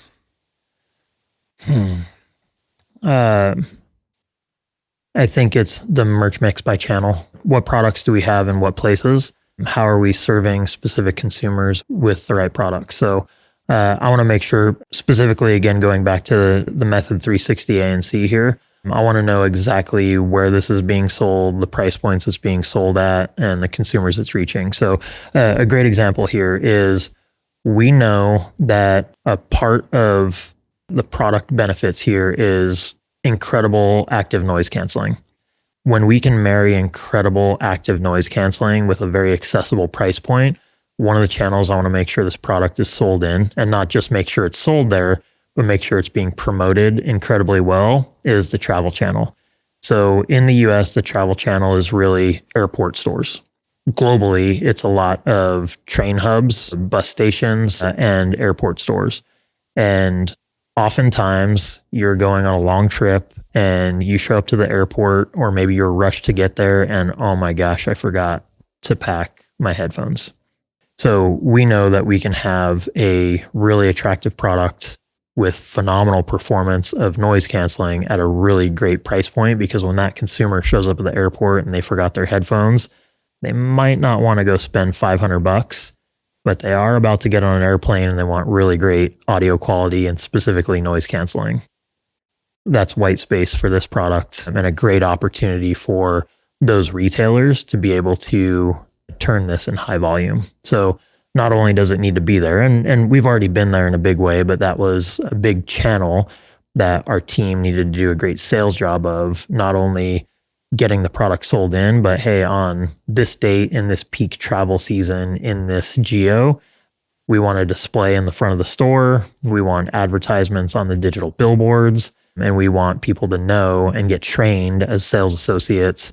If somebody has that use case and sense of urgency to buy something for an affordable price, point them at that product. That's product distribution fit. That might answer, you might have some more answers on this next one, is what's the secret to driving sell-through at retail? Different strokes for different folks. There really is nothing that moves the needle like price. If your brand is great, if your product performs with a high level of quality, and you are just slightly cheaper, you're going to win. And there's nothing that can dispute that fact. Outside of that, there are products and channels that fit. So like I just described with the consumer who forgot a pair of headphones and they're about to get on an airplane. If there's a consumer who walks into a sporting goods store, chances are that they're an active person or they're working out. And if they're looking for headphones to fit an active lifestyle, it should be the type of product that can perform when they are running or in the gym or whatever it is. So we're going to put those types of products in those types of stores. And then you've got anticipation and marketing. With this product, we did about a 30-day tease of something big is coming, a lot of excitement behind this, something you'll never expect. And then big launch event, worked with a lot of media, worked with a lot of YouTubers and social media influencers, and came out with a big bang, big ad budget, et cetera, that drives a lot of anticipation for launch moment timing. I feel like you would know better than anybody, just given your experience in the space. Anything else outside of getting end caps and POP in store, a co-op marketing? Is there anything else that you've seen work in a big way with a specific retailer? Yeah, absolutely. I think the first thing that comes to mind is seasonality. So times of the retail calendar where again, if we're talking about wholesale and physical retail, you've got like spring breaks and Easter holidays, you've got dads and grads, you've got back to school. Of course, you've got the big holiday shopping season, but back to school and headphones is a big one. A lot of students need headphones for studying, or if it's a quiet time in class, or the teacher wants them to consume a specific type of content. So there's going to be opportunities for retailers to say, hey, we need to deliver a certain offer to a consumer that's not going to be on the standard planogram, not going to be a product on a peg in the headphone section. This might be on a display in a high traffic area where we just put features in and out. So if we have the ability to deliver that retailer the right offer of, here's the type of product that you want to have available for this consumer, at the right price that can be really exciting for a big back to school sale, that's a huge opportunity to go win a big amount of sales with a national retailer that you're not necessarily planning for on your annual plan of we've got 12 products on the pegs at Best Buy. What would you say is the biggest mistake brands are making when they're expanding into retail? That's a great question. I think this is always too much focus on sell-in and not enough focus on sell-through. You've always got to sell the product twice. So if you have the great fortune of winning some shelf space at a big national retailer, and it's a huge opportunity for growth for the company, but that product sits on shelf and doesn't sell through, it's either getting discounted heavily or coming back to you. So you've got to put in those two efforts. Number one, do something special enough to get sold in to the retailer. And then number two, make sure you're selling through. And look, if you're a small brand, if you're an entrepreneur, like always highly suggest focus on making that brand and making the quality of your product just so absolutely incredible that the demand is driving the retailer to call you, not you to call them. So when a brand grows, and even for small brands, two most important things that are going to keep a business healthy are your cash and your inventory. So if you're a small brand, say you're a $10 million brand and you get a $5 million purchase order from a giant customer, that's going to throw you in a tailspin of how do you manage the business. So now you're going to go need access to more cash to go build the inventory. You're going to create a ton of inventory that's more than you've ever dealt with. And you've got to make sure that sells through, or else that's going to put you in a world of hurt 6, 9, 12 months from now. So make sure you're ready. Greatness leaves clues. It's about the sell and not the sell through. That has probably been said in 3 or 4 episodes already. Yep. Completely agree. What's your method for like prioritizing these different sales channels? Closest to the consumer that you want to be a part of their daily lives and their community, and then expanding from there. Look, Skullcandy is a great example, and a couple of the channels that I talked about. Number one, most important to us, is winning that board sports consumer. So they shop direct to consumer and they shop at specialty retail. So that's most important for us to start. Outside of that, we're headphones. So if we want to be one of the world's best headphone brands, that second point of distribution is premium consumer electronics. Like a Best Buy? Yeah. In the US, the biggest retailers of consumer electronics like us are going to be Best Buy, Amazon, and Walmart. Believe it or not, with Walmart, people tend to think about a everyday low price leadership business, but you go into Walmart and they have a lot of really great premium product in this space. Outside of that, where are other places that consumers need and want to buy headphones? And then that gets a little further away from our core, and that's where you get into places like the travel channel, you get into the mobility channel, a Sprint and AT&T, places like that. Certainly get into the club stores where you're going to be Costco, Sam's Club, BJ's, places like that.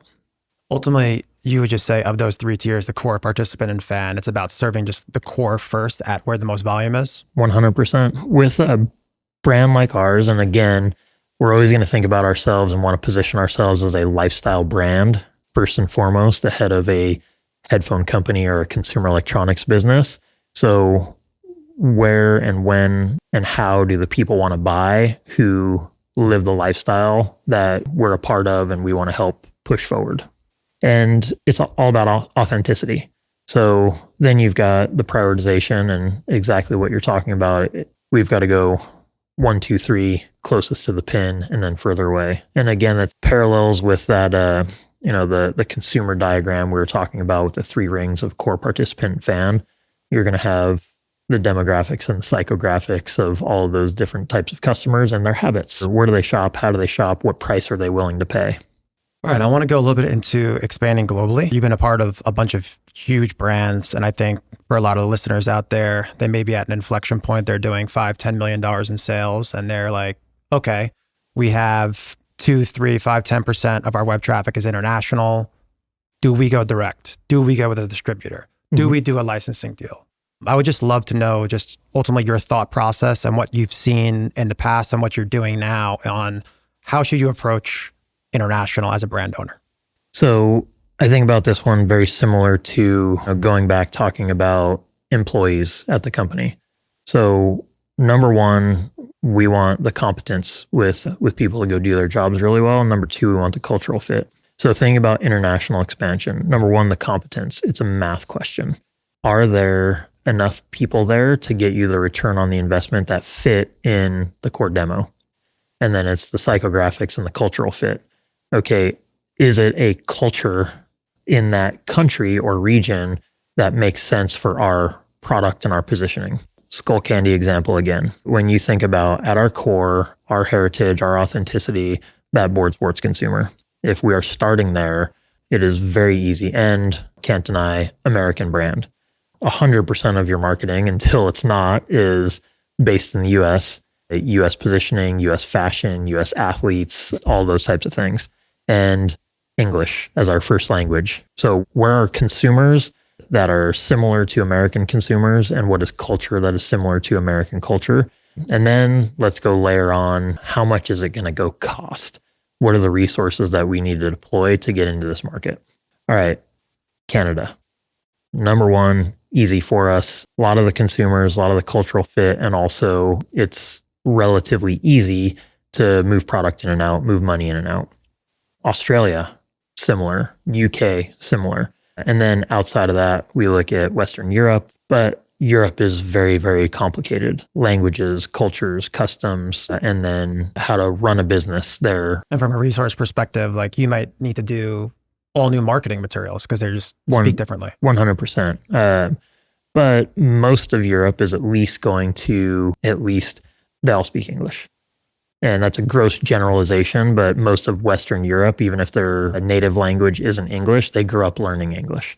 When you get into most Southeast Asian markets, much more difficult, and they're also not using a similar alphabet, so it's a lot more difficult translation. All right, now also when you think about markets like Europe as a generalization, you've got the European Union, you've got the Euro, and you've got English, but so many different customs and cultures. It is incredibly complex and difficult. And then I always highly recommend think about opportunity cost, not cost.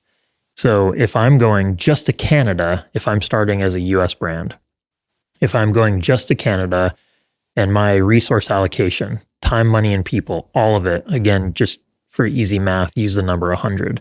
If I'm spending 100% of all of my resource allocation on the US market, and then we say, okay, we're ready for international expansion, we're going to Canada, and we're going to take 10% of that resource and use it to go develop the Canadian market, hire people, lease an office, get a 3PL, do marketing activity, et cetera, you're now taking 10% of your resource pool and subtracting 10% of your opportunity as cost to what you do in the US. So can you still go get 100% return in the US and grow that business with only 90% of the resource that you had yesterday because you just took 10% of it to go build a market in Canada? You might actually lose net because you're going investing in a different market, and it might be more challenging than you think. And I feel like from a brand positioning perspective, it's very important to not get blinded by a lot of people just look at their online traffic and they say, hey, 10% of our sales are in India, but they're not going through the thought rubric that you're going through, and then they just go. What about just starting small though, and just potentially just turning on the lights to ship internationally on your website? Do you think there's anything wrong with that? Absolutely not. 100% go do it. If there are people all around the world that find you because the world is so globalized with social media, then 100% go do it. Just know it's this much. And you're going to add a lot of complexity. So you think about, if you've got a 3PL that can go do cross-border shipping for you, fantastic. But also know, hey, overnight, all of a sudden I'm shipping to 30 different countries. Customer service looks a whole lot different. The cost of doing returns looks a whole lot different. That's a great thing that a lot of people would overlook. All right, I think we're going to fire off into a ton of random lightning round questions. Are you ready? Fire away. What is the best piece of advice you've got from Dave Allen, the CEO of Igloo? Dave Allen has given me so much good advice. I don't know that I could boil it down to one thing, but I would say Dave has done a great job at helping me think holistically. He's the person who invested in me going from a brand person and an e-commerce business owner to a CEO. So I think the best piece of advice he's given me is understand the big picture. So getting good at finance, getting good at operations, getting good at identifying people that can go build a team and I can trust in to go run and do their jobs really well. So that's probably it's broad in general, but definitely seeing the whole picture. Good follow-up there then is transitioning from CMO to CEO. What is the biggest difference you see? I joke about this all the time. I don't do anything anymore. You've known me for a long time. I'm a doer. I'm a blue collar guy. I like to get my hands dirty. And now I'm a coach. So my job is to set the vision, build the team, make sure the team is resourced, and then own the operating rhythm and make sure we're going forward and making progress. But I don't get in the weeds of running an e-commerce business. I don't get in the weeds of building a brand. So that's the biggest transition for me is going from really a player to a coach and understanding that my value is the business, not building the brand. Do you miss it? 100%. I can't get away from the weeds, man. I love it in the mud. I can't lie. First mover or fast follower, and why? Depends on what you want the outcome to be. First mover, higher risk, more reward. Fast follower, lower risk, lower reward. I'm more of a fast follower guy nowadays, to be honest with you. You're getting old. For context for everybody listening, we were actually introduced through Brian from Melon a long time ago when I was in my mid-20s. I was very, very lucky that Brian and Corey and the team at Melon invested in bringing you in to teach me a lot of these frameworks and principles, a lot of the same ones that you had, I don't even know, 10, 15 years ago, now stay true to now. So I'd love to just ask in relation to that, one word to describe the brand Melon. One word to describe Melon, passion. One word to describe Brian McDonald. Passion. One word to describe 26-year-old Mark. Hustler. I'll take it. What's harder, starting a brand or reviving a brand? Starting a brand. Why? All right, long answer incoming. If there was one point in a brand's history where they had success, there is usually always going to be some part of that success that lingers for a long, long time. And it's always easier to revive that than to be able to, or than to try and go make it from day one. The tactical application of what I'm talking about, brand awareness. So 100 times out of 100 in my first year at Skullcandy, when I told people what my job was, when somebody asked, the answer was, I remember Skullcandy. And that is worth an incredible amount of resource, time, money, and people to get that much awareness. With the market who is aware of it, they also tend to have some affinity towards it. So if we can do a great job of going back and turning the lights on and making it really exciting in today's day and age, we don't have to win new consumers. We just have to re-engage consumers because there's already trust built with that awareness of I know Skullcandy, I've bought Skullcandy product in the past. I felt a certain way when I owned the product. And wow, it's looking really exciting again. I'm willing to go spend my money on them again. Ultimately, it's less touch points just to get them down the funnel. It's not 100%. First time, takes 15 times to see it to sell. It'll take 2, 3, 4 times to remind them. And look, math problems again for all the entrepreneurs out there. When you went from 0 to $1 million in sales, that's an absolutely incredible achievement to be able to win that many consumers to give you their money and trust in you. But $1 million in sales is that big. So when you think about an entire total addressable market of what you could go win with whatever brand and whatever category you're building, the fact that the historical version of Skullcandy had so much awareness, 8 billion people on earth, hundreds of millions of them know what Skullcandy is today, that costs an incredible amount of money over the 20-year history of the business to go get that much awareness. We're not talking about $0 to $1 million at this point. We're talking about hundreds of millions of dollars worth of eyeballs and brains that know who Skullcandy is over that much time. That is a huge asset for me to have that awareness out there and just go re-engage the consumer base. Great answer. And what is the biggest lesson you learned from working at Ruka? Culture. Pat Tenori is one of the most creative, innovative people that I've ever met. He went 0 to 1. I talk about that a lot, and that's another great book that I love. I'm sure a lot of your audience knows it. Peter Thiel's 0 to 1, the act of inventing something didn't exist and now it exists. And how do you create it? And then how do you protect it? And ideally, best business to build is going to be a monopoly, right? Because then you've got pricing power.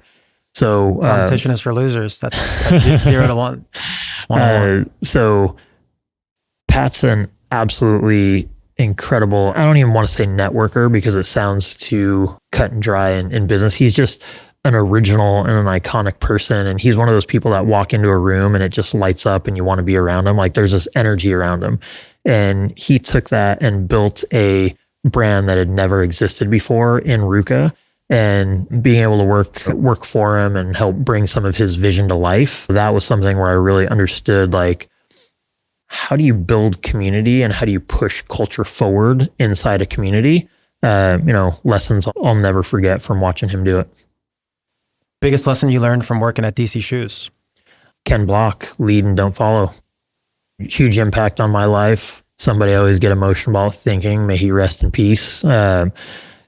He did it bigger and better than anybody else in the era of doing it big and better. DC supported Danny Way to become the Danny Way we all know of. DC supported Rob Dyrdek in a small way of becoming the Rob Dyrdek that he became. DC defined skateboarding culture globally for a solid 10-year period. And it was all about Ken's thought process of, if we're going to do something, we're going to go do it big and leave our mark, and everybody else is going to see us and they're going to try and do what we did. And you always remember the first. So you've been on the leadership team now with 2 PE-backed companies. What's your best piece of advice for someone who has private equity funding? Understand what it means to be private equity owned. So for those of you out there not familiar, I always like to explain this like, a real estate developer. And, everybody's seen those cool house flipping shows on TV, right? So PE can be similar to that. They want to buy an asset, add value to an asset, and sell it at an increase in value. So to be able to do that with leverage, which is borrowing a lot of money, like, if you're going to go buy a house, fix it up and flip it, and the house costs $1 million, you don't pay $1 million for the house. You put 20% down and you're borrowing 80%, but you're paying the interest on that 80%. Very similar, not the same, but very similar in private equity. A PE company is going to go buy an asset. They're going to leverage a lot of it. That asset being the company, like Skullcandy, is going to have to pay the interest against that debt. So cash and inventory, 2 most important things that we've got to pay attention to is operating the business. Part of that cash is now going to repay debt instead of going to invest in building the business. So it's another layer of complexity to go add value to the asset. So that's number 1, understand how the game works. And then number 2, the people factor. You're going to be managing a board. And the PE company is always, as the owner, they're always going to have managers on the board. So before getting into this, are you aligned with their vision? And then as, again, the CEO, I'm not the founder, I'm not the entrepreneur. I have to understand what is my vision and how am I going to operate the company? What is their vision? How do they want me to operate the company? And a principle I always have with this is under promise, over deliver. If I know with 100% certainty that I can go deliver $100 in sales this month and $10 in profit, I'm not going to walk in the room and say we can deliver $200. Pretty basic stuff. When I go deliver $105, they're going to say, that's fantastic. We want you to do more of that. If I go say, we're going to deliver 200 and deliver 100, then that PE company is going to say, hey, we will now be meeting every day. I'm going to watch every single thing you do. I'm going to make sure you do it right. And that's no way to run a business. What do you look for when you're hiring key leadership talent? Okay, now we're going to go from those 2 things to 3 things. Number 1, competence. I want them to be just on the absolute all-star team in the Hall of Fame for whatever function they're going to go lead. culturally, I want them to be very good fit with the values that we have as a brand. And then number 3, which is going to be a big factor with leaders, inspirational.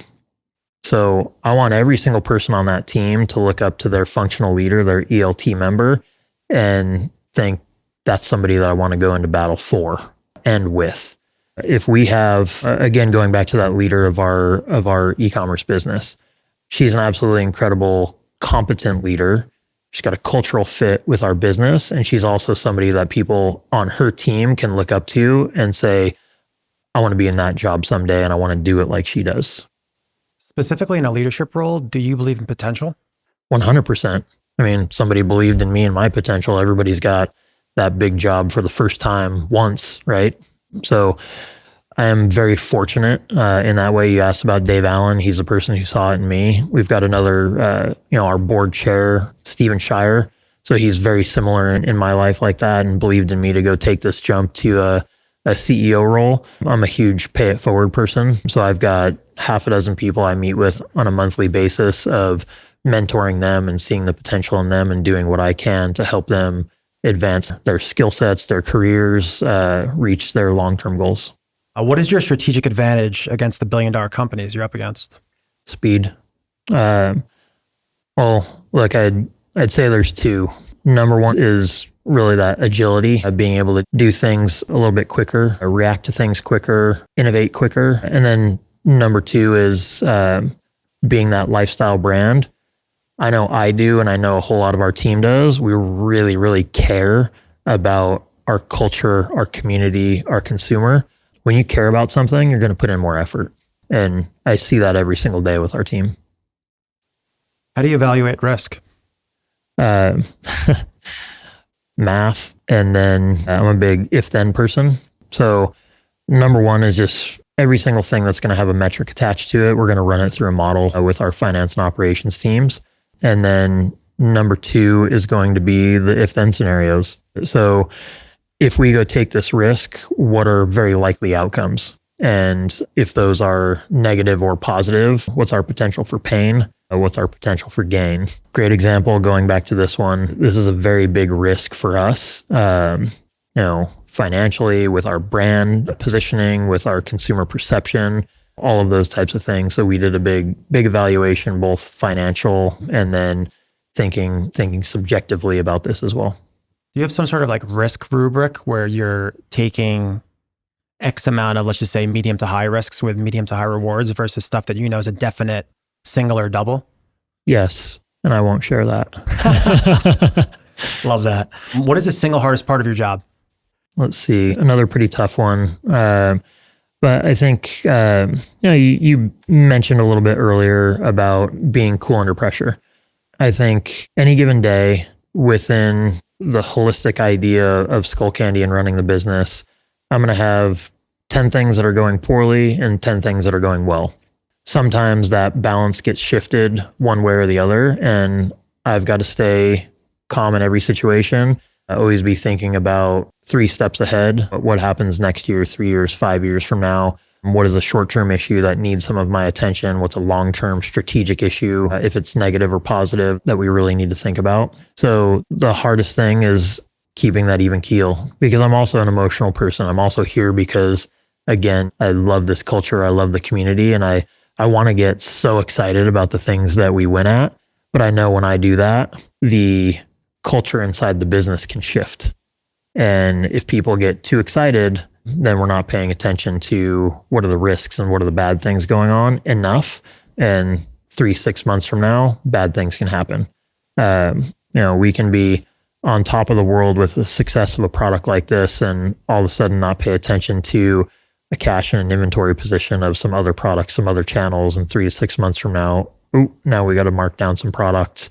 We got to take some product back. The balance sheet gets upside down. I firmly believe that if you're a CEO, you have to stay paranoid 24/7. That's what I believe. I'm not necessarily in that camp. I don't like to say paranoid. I like to say objective. There you go. A last question before the ending. How do you see AI being integrated into the future of audio? The coolest stuff ever is coming out in a very short amount of time. 2025? Oh yeah. Yeah, we have AI in product that will be in market this year. We already have AI in almost every single facet of the business. AI is impacting the Skullcandy consumer in ways that they don't even see it today. But with the product specifically, it's wild what's out there, what's being developed, and what you'll see in the next short term, 1 to 3 years. Thinking about AI being able to isolate noise, being able to cancel outside noise where you want it canceled, being able to amplify noise where you want it to be amplified. You and I can be having this conversation in a subway in New York City through headphones in different parts of a subway car. Then you think about all the health benefits, what can be measured inside your ears. You think about your headphones telling you it's probably time to go eat a banana.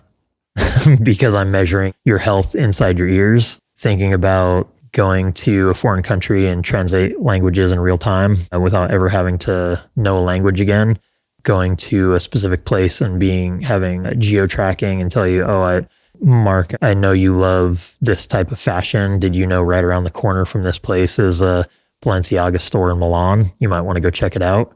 All of that type of stuff is pretty dang cool. You've put some thought into this, I see. I'm excited for that. All right, ending. Last 3 questions we got here. Favorite book or podcast and why? It changes all the time. I'm a big Seth Godin guy, being a marketing person. So I think one of the classics, The Purple Cow, I'm talking about the product is the marketing. That's always a good one. Podcasts. Today, I like Prof G a lot. Scott Galloway, ex-NYU professor. I like his takes. Leans a little more political a lot of times for my liking, but I like to think how he thinks about big picture and globalization. And then similar, but not the same, definitely like the All In podcast. Entrepreneur or brand that you want to give flowers to and why?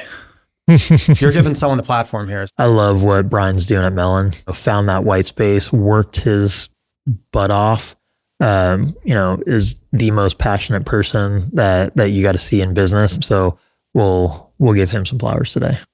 I just spoke to him recently and I want to bring him on the podcast, and we're just waiting for that special moment because the amount of shit that guy has gone through. I mean, I was there right from the beginning. Yeah. And when they told me the idea, I mean, I think now it's probably almost been 15 years from idea to in market. And I can't say enough about the grit that guy has to get where they are today. If you guys have never heard of Melon, check out the hat company Melon. All right. So how big of a brand can Skullcandy be? Give me a number, Brian. Let's see. I think at its peak within the next 10 years, Skullcandy should be a $5 billion business. Wow. We're going to end it on that. An amazing time, man. Where can they find you? Well, Skullcandy at Skullcandy on every single platform. Myself, I usually go by BGYeah, BGYeah. And then I'm not super active. Most of my accounts are private for the business stuff. I am on LinkedIn quite a bit, and that's just my name, Brian Garofalow.